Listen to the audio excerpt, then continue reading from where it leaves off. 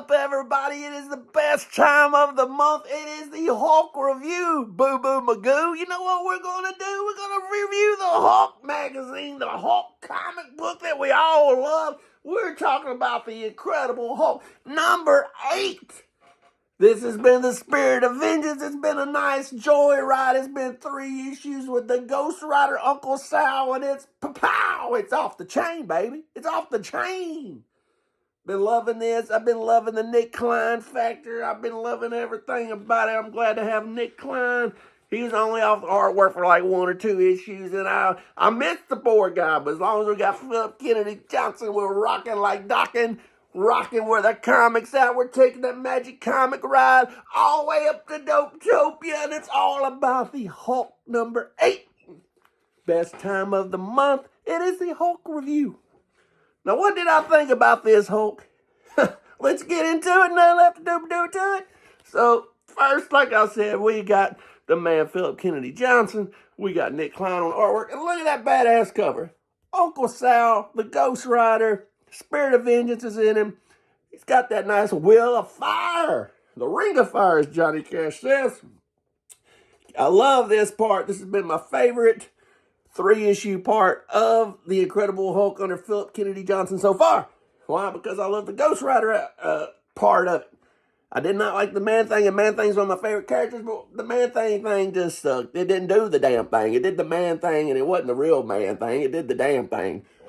But this is where it's been. So, nothing left to do. Let's crack this book open and see what we think about it.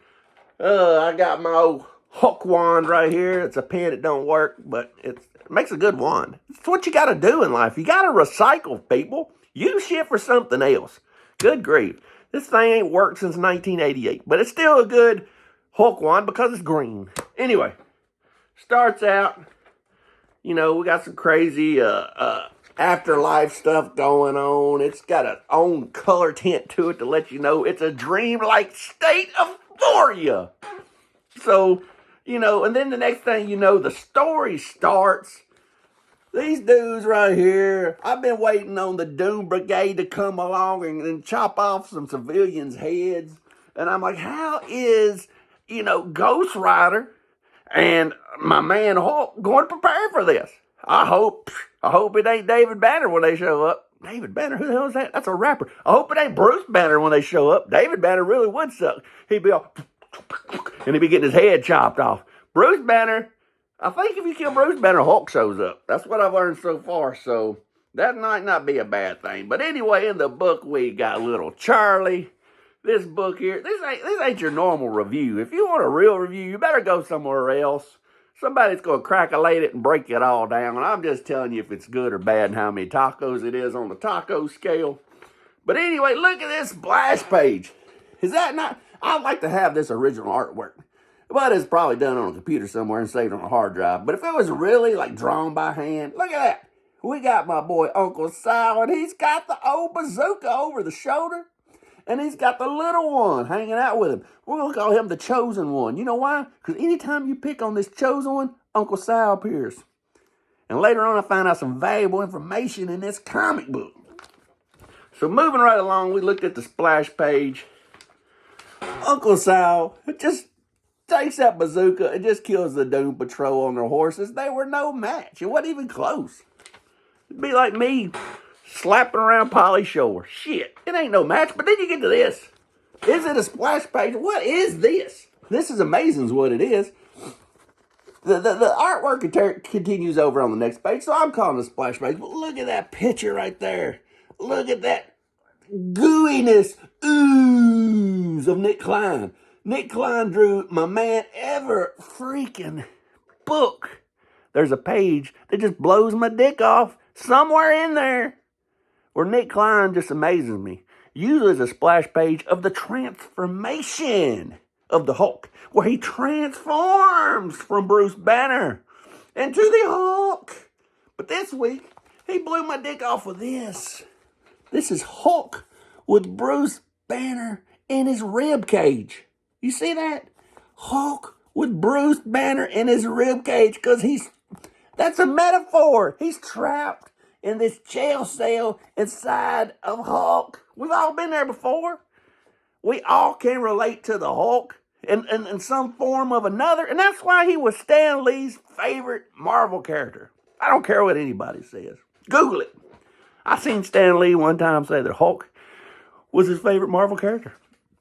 I've also seen him say other people were his favorite Marvel character. But we don't look at that shit. We look at one where he said Hulk was his favorite Marvel character. Because we all can relate.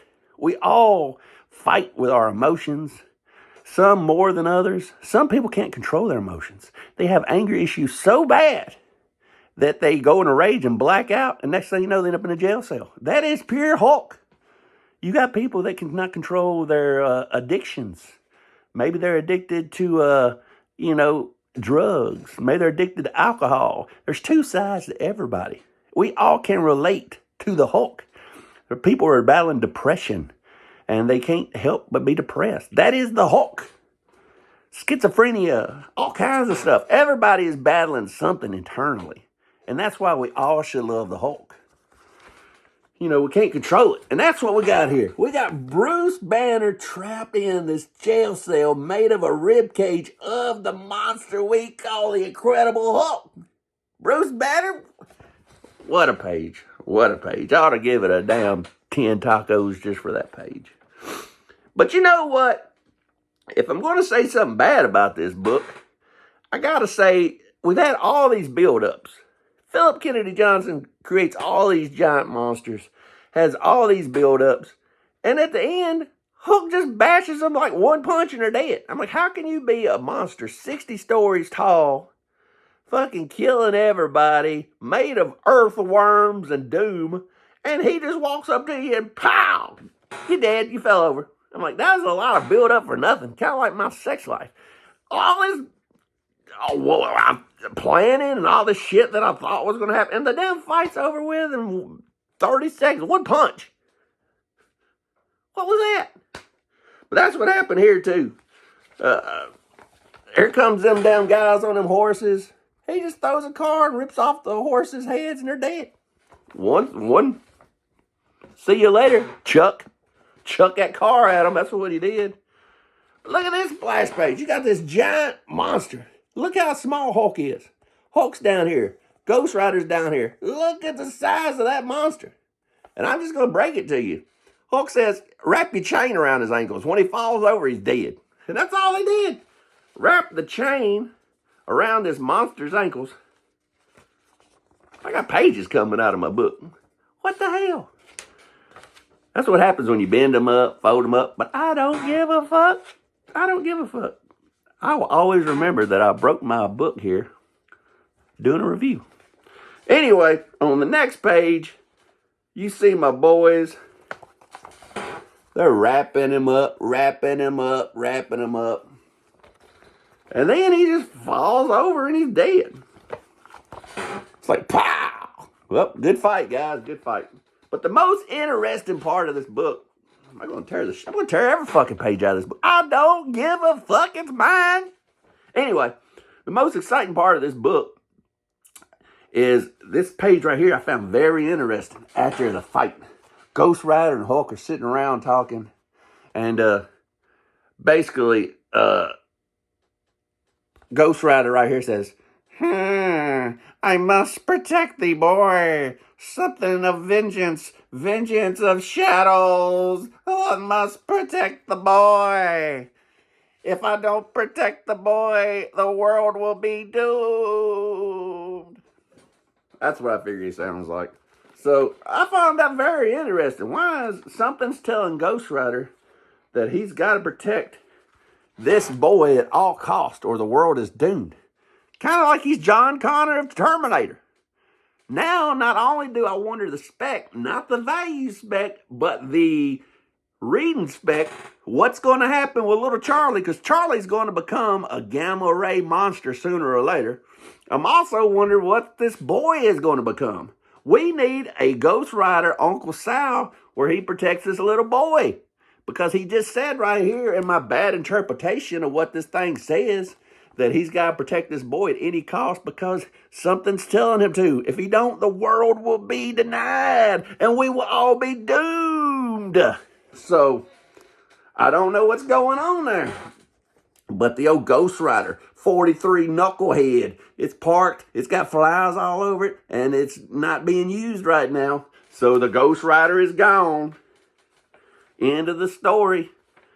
Until we get to the next one. The next one is Frozen Charlotte, and I think it's in New Orleans. But look at this splash cover on the back page. We got this old lady, and behind her we got the bones and stones and frost to go with it. Hulk. Charlie's offended. Obviously, she's got her axe. She's pissed about something. So I don't know what, Frozen Charlotte's done to them. We got to wait the next week to find out. And that's what a good book does. Leaves you hanging on that jerry fig, waiting to find out what's going on next week. I'm hanging, I'm dangling. I got to get the next issue. I got to know what happens with Frozen Charlotte and Charlie and, Uncle Sal and Bruce Banner and the Hulk. I got to know. And until next week, or next month, we won't know.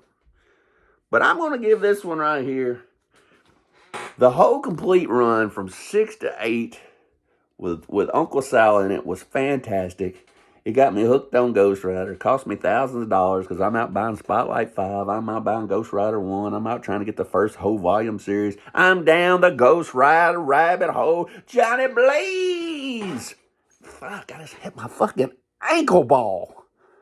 You ever hit your fucking ankle ball? Gosh, damn, I hit it on the chair. That's what happens when you sit on a bar stool. You get drunk and hit your ankle ball.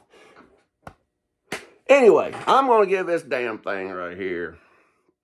The whole story complete was great, 6 through 8. As a total, damn, my ankle ball hurts. As a total, it was awesome. It gets real high score. But this one individual comic here, I didn't like the way it ended. It was a lot of build up, like I said, not to amount to much.